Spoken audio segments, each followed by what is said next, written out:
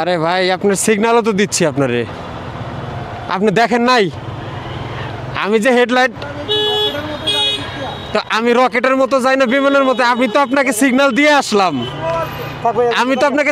আসলাম, আপনি এই গাড়িতে এই রোডটাকে তো আপনি আগে প্রাধান্য দিবেন। আপনি ঢোকাইতেছেন কেন? আপনি কি যাইতে পারবেন এখন? তা আমি যাবই তো, যাবই। আপনি যেভাবে আসতেছেন এটা তো ঠিক না, এটা তো ঠিক না ভাই, এরকম করা ঠিক না। রাস্তায় ভালো গাড়ি ভালোভাবে চালান। কে বলছে বাইকাররা? সবাই এক না, সবাই এক না, বুঝতে পারছেন? সবাই এক না, সবাইকে এক পাল্লায় মাপবেন না। আমি বলছি আপনি দেখে ইয়া করেন।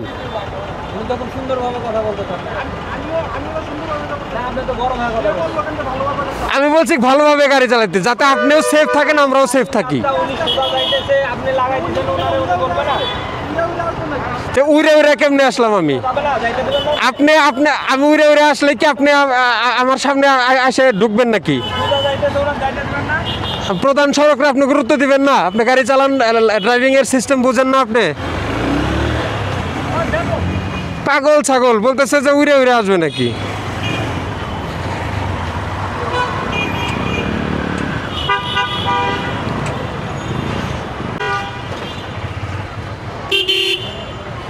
কি বলবো এই সমস্ত গাড়িওয়ালাদের, মানে ইচ্ছা করেই আমি সোজা রাস্তায় সোজা যাচ্ছি, পিক আপ বাড়ায় মানে একটা ভাব দেখাইলো আর কি।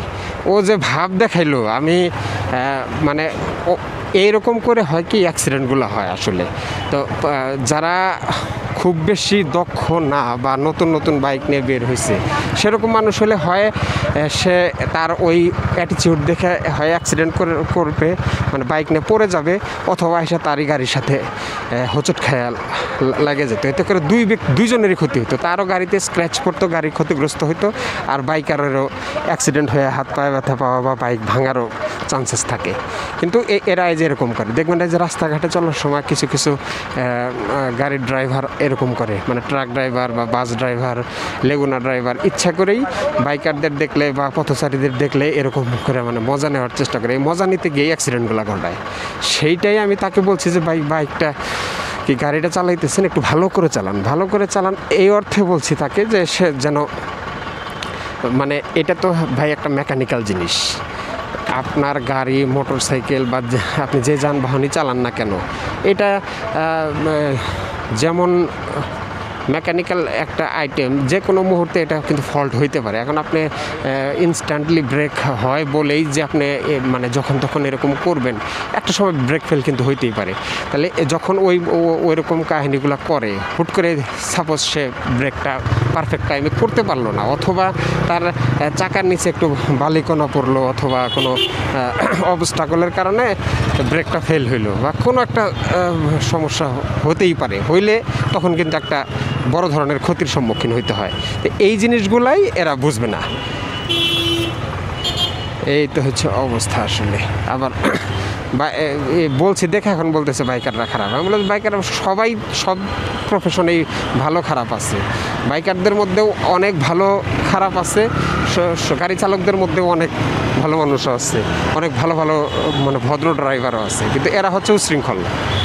কিন্তু সেটা মানবে না। যখন অন্যান্য বাইকাররা মানে পিছন থেকে তো তারা দেখছে যে আসলে আমি কি করছি বা উনি কি করছি, যখন আমার পক্ষ নিচ্ছে এখন সে আরও করে। কি বলবো আসলে মানুষজনের অবস্থা।